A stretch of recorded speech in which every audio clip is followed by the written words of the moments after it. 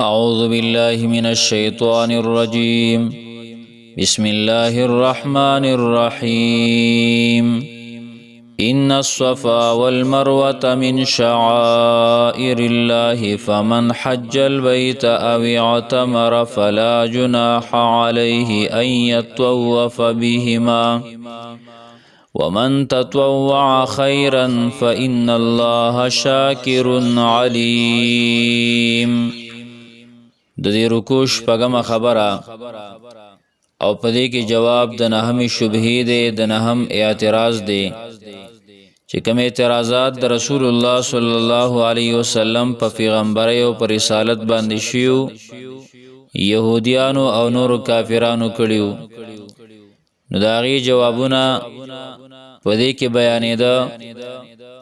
نو اوس دا نهم اعتراض او دا غي جواب، نهم شبهه او دا غي جواب. يهوديان وی تاسو ردی زی تعظیم کوي، د صفا او د مروه په مابین کې سعی کوي، منډه وهي، په حج کې دا لازم ګڼي، په عمره کې دا لازم ګڼي. حالان کې دا زی خو دا سيزيو چې مشرکان هم درې تعظیم کاو، ځکه وجه دا وا چې په بیت الله شریف کې دننه یو نارینا چې دا غنمو اصاف او یو زنانه چې دا غنمو نائله، دې دوانو بیت الله شریف کې بدکاری کړي وا.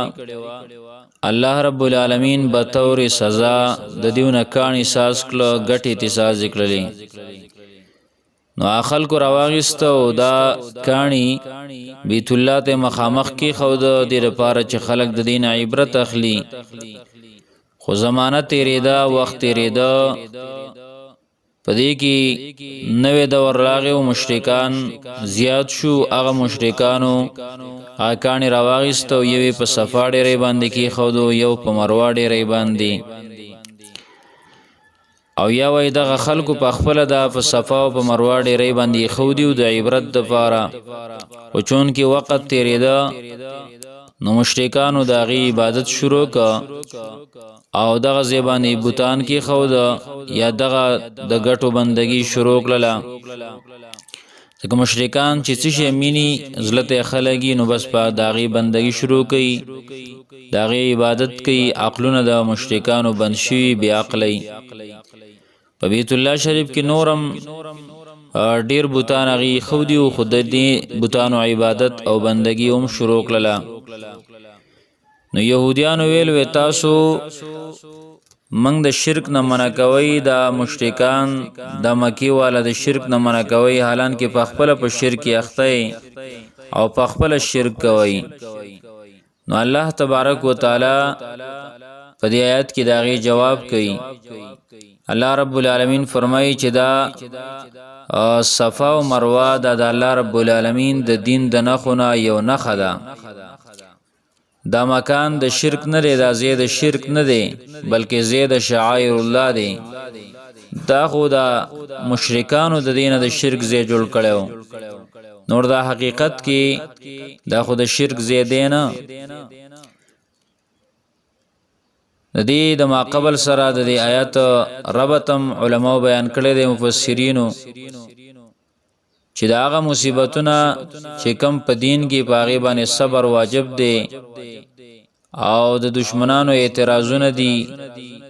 لکه د سعی د صفا او د مروه په مابین کې، نو داغي حکم الله رب العالمین ذکر کوي چې په دې باندې تاسو صبر کوئ. دوی موجوده ده چې تحویل د قبلی کې دا کوم مسله چې مخ کې تیر شو چې بیت الله طرف نه ګرځیدلو، بیت المقدس ته، او بیا د بیت المقدس نه بیرته بیت الله ته. پدې کې تازگی د دین د ابراهیم علیه السلام وا. نو دغه شان سعی د صفا او د مروه دام د آثارو د ابراهیم علیه السلام د بیبي هاجره او داغه د زوی اسماعیل علیه السلام داغي د آثارو نه دی، داغي یاداش دی، داغي د تکالیف را یادول دي چې رتن دی او د یوازوالي هغه سخت وي په دی باندې تکالیف او باغی باندې. او په دغه ځای کې هغه الله تعجزي کړي وا، الله ته تضرع کړي وا. نو الله وای صبر تاسو کوي لکه څنګه چې هغه کړو نو الله وای ان الصفا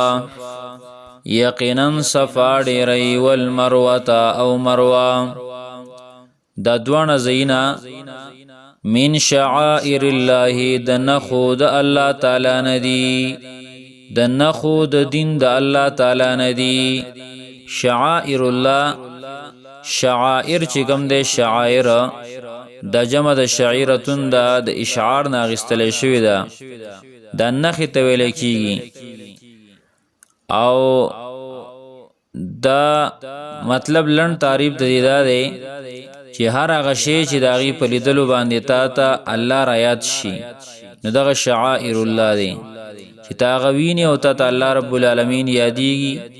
د اسلام یو نخی لکه جمعات دی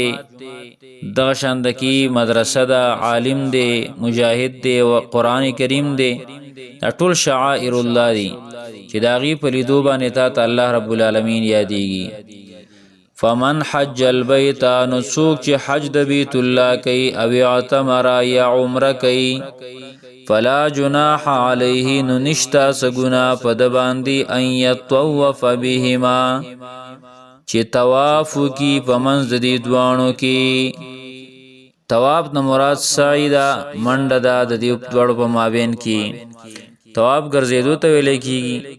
ان یطوف چې سعی کی بین بهما پمنځ د دوانو کې والله پلا جناح علی څه ګنا نشته رزق وجه دا وا چې مسلمانانو سوچ پیدا شو چیرې مشرکانو بردیزه کی بوتانی خودیو او د دې دوه ډیر کو عبادت او بندگی به کوله او دل تبا دغه بوتانو عبادت به کو د شرک یو اړای سازه کړي وا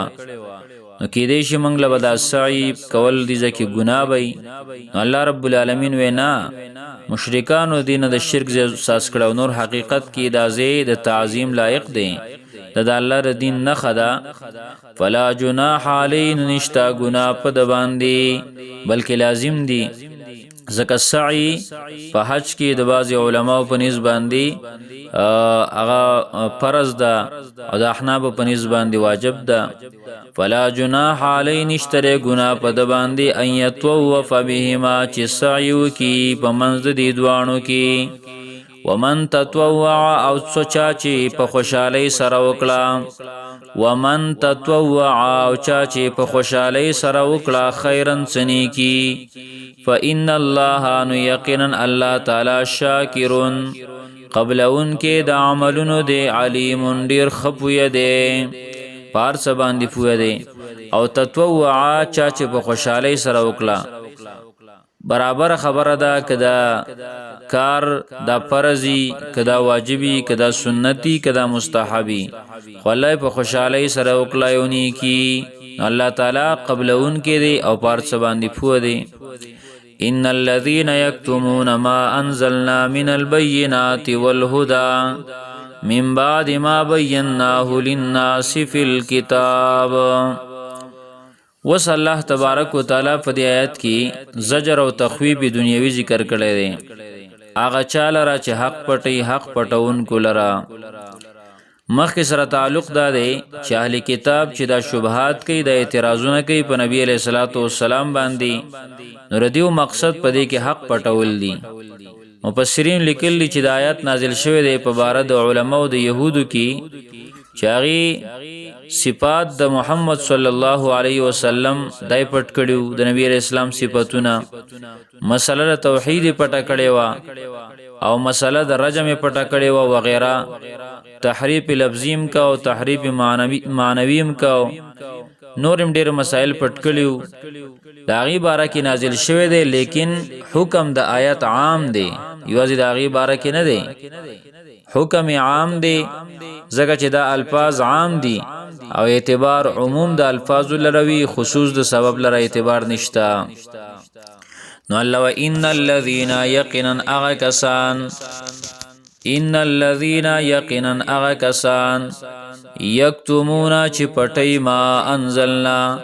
اغه څو چې نازل کړي دي مونږه من البينات د ښکار دلایلنا والهدى او د هدایتنا من البینات د ښکار دلایلنا بینا ښکار دلایل ته ویل کیږي مراد د دین هغه چیز دی چې هغه نازل شوی دی الله رب العالمین په پیغمبرانو باندې نازل کړی دی ک کتابی ک وحی او الهدى دلایل نقلیه او دارنګ عقلیه دغه شان هدا دا احادیث ته ویل کی او په دې باندې احادیث ته لکه د ابو هريره رضی الله تعالی عنہ حدیث دی او کچره دا آیات نه وي په کتاب الله کې دا آیات نو ما به تاسو ته هیڅ حدیث نه بیان کړي بل حدیث د عثمان رضی الله تعالی عنہ دی چې تعلیم داودسي ورکاو او دارنګ داودس طریقې خودل ملګرو ته او بیا یو فرمایل کدا آیات نه وینو ما به تاسو ته د حدیث نو بیان کړي نو دی وجنا احادیث د رسول الله صلی الله علیه وسلم تم دا شامل دي نو الله وای آکا سان چې پټی ما انزلنا غسو چې مونږ نازل کړلی من البینات د ښکار دلایلنا والهدى او د هدایتنا من بعد ما بیناه رسل دینا چې مونږ واضح بیان کړی دی للناس خلق ته فل کتاب په کتاب کې اولئک دا خلق یلعنهم الله لعنت کوي په دیو باندې الله تعالی ويلعنهم اللاعنون او لعنت وای په دیو باندې لعنت وینکی الله رب العالمین په لعنت وی لعنت ویل کیږي د الله د رحمت نه لریواله او خیرو ته ویل کیږي ان الله متخیری کوي الله په لعنت کوي او دغه شان لعنت وین کې مخلوق اغم په دی باندې لعنت وای لاعنون مراد ملائک دی دغه شان نیکان انسانان جنات پیریان دی او دغه شان په دې کې میان په وبو کې دغه شان زنده سر حشرات الارض مارغان د ټول به داخل دي علامه ابن کثیر رحم الله وای چې څنګه د عالم حق چې کوم عالم د حق بیان کوي داغه د پاره میان په وبو کې مارغان په هوا کې میږي په سوړه کې بخنه غواړي نو دغه شان د پټون کې د حق چې کوم عالم حق پټي واغي باندې دا ټول لعنتونه وای دا هر څه پاغي باندې لعنت وای د میږي د میان او دا آیات دلیل له په خبره باندې چې مسلمانانو لپاره کار دي چې کم عالم هغه حق پټي نو چې دا غي سره تعلق نه ساتي الله ویل اولائک دا خلق دی یلعنهم الله چې لعنت کوي په دیو باندې الله تعالی ويلعنهم اللاعنون او لعنت کوي په دیو باندې لعنت کوونکی دې آیاتونو ترجمه دوباره بیا اورئ ان الصفا یقینا صفا ډیری والمروه او مروه من شعائر الله د نخود دین د الله تعالی ندی فمن حج البيت نسوک چې حج د بیت الله کوي او اعتمر یا عمره کوي فلا جناح علی نشتره څه ګناه په د باندې ان یطوف بهما چې سعیو کی په مابین درې دوانو کې ومن تطوع خیرا او چا چې وکړه په خوشحالۍ سره څنی کی فإن الله شاکر علیم یقینا الله تعالی قبل انکه د عملونو دی علیم ډیر خپوی دی ان الذين يقينا اغكسان يكتمون چې پټي ما انزلنا اغه سوچ نازل ان الذين يقينا اغكسان يكتمون چې پټي ما انزلنا اغه چې نازل کړي دي مونږه من البينات د ښکار دلایلنا والهدى او د هدایتنا من بعد ما بیناه رستر دینا چې موږ واضح بیان کړلی للناس خلق ته فل کتابی په کتاب کې اولئک دا خلق دی یلعنهم الله چې لعنت کوي په دیو باندې الله تعالی ویلعنهم اللاعنون او لعنت کوي په دیو باندې لعنت کوونکی سبحان الله وبحمده سبحانك اللهم وبحمدك اشهد ان لا اله الا انت استغفرك واتوب اليك